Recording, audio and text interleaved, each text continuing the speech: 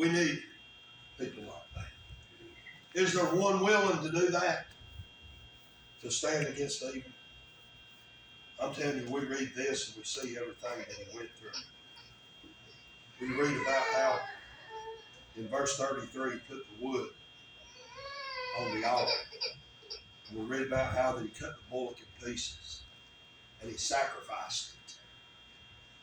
Is there one tonight that's willing to sacrifice it all? Every one of us are willing to sacrifice something. Every one of us are willing to sacrifice part of it. But are we willing to sacrifice it all? I'm telling you, that's what God's wanting. If we want the rain to fall, if we want the fire to fall, if we want the rain to fall, we're going to have to sacrifice it all. Give it all to Him. It's His anyway. I challenge you tonight to name one thing that you've got that God didn't give you. He made a way for you to get it. You've not got anything on your own. But we've got to sacrifice it all. Many times in my life, that's been hard to do. Many times I wanted to hold back. Many times I wanted to just give Him a little bit. And I've told the story many times, I guess, when I first started preaching. This is just a small example. I had a great uncle. I loved him dearly. Good man. He is sick. He's laying in bed, dying. Friday night, I got home from work. And I was wore out. My granny called me and said, "You need to go see him." I said, "I'm going to eat supper and I'm going to try to go see him." I sat down and I ate supper. I ate supper and I got so tired I couldn't hardly stand. I was about to go to sleep, sitting there. And I said, "I'll just go tomorrow. I'll just put it off and I'll go tomorrow." I'm tired, I'm wore out. I went on to bed that night. When I laid down, I was wore out. I felt like I could fall asleep before my head hit the pillow. But when my head hit the pillow, God said, "You need to go see him." I sat up and I started putting my clothes on again. I said, "Lord, let me just rest tonight. Let me sleep tonight. I'll go first thing in the morning." I sat there for a minute.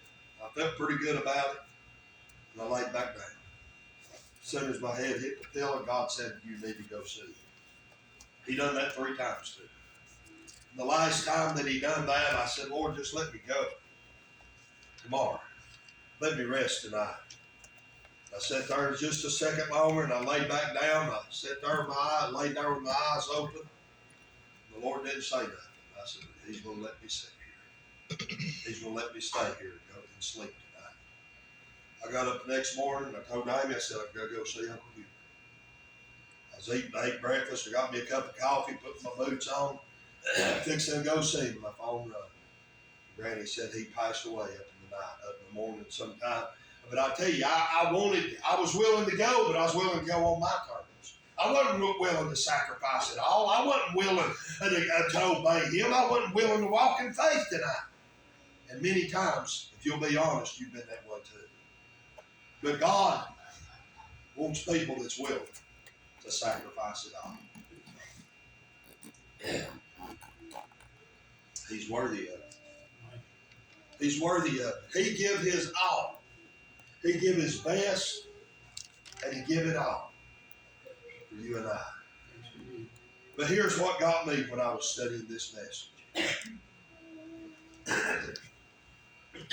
He wants somebody to obey. He wants somebody to stand against all the evil. He wants somebody to walk in faith. He wants somebody that's willing to sacrifice every single thing for him. But he's wanting somebody that's willing to do it alone. Listen to me now. You say, "Well, preacher, we're a family." Yes, we are. And there's been many times, and I don't know why I'm having to preach this. I really don't. There's been many times as a pastor I've had to do things alone.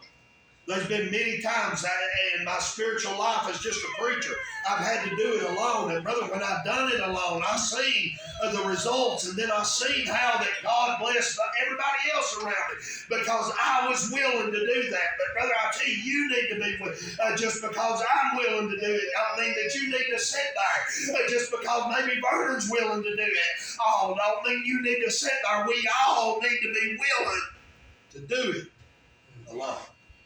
Every step of the way right here. Everything that I read to you that happened here on Mount Carmel, Elijah done it himself, except for carrying the water and going and looking for the cloud. Are you willing to do that? Do we want it to rain? I want it to. Or do we want to see the fire come down right here and we'll hide? You want to see it come down in your home, in your life? I do. I want to see the power of God all in your home. I want to see it all in my home. I want to see it all in this church. I want to see the blessings of God all in your home, all in this church, all in my home. I want to see it. But are we willing to do what it takes to get it? I'm going to go back and I'm done. After all that was in order, Elijah prayed.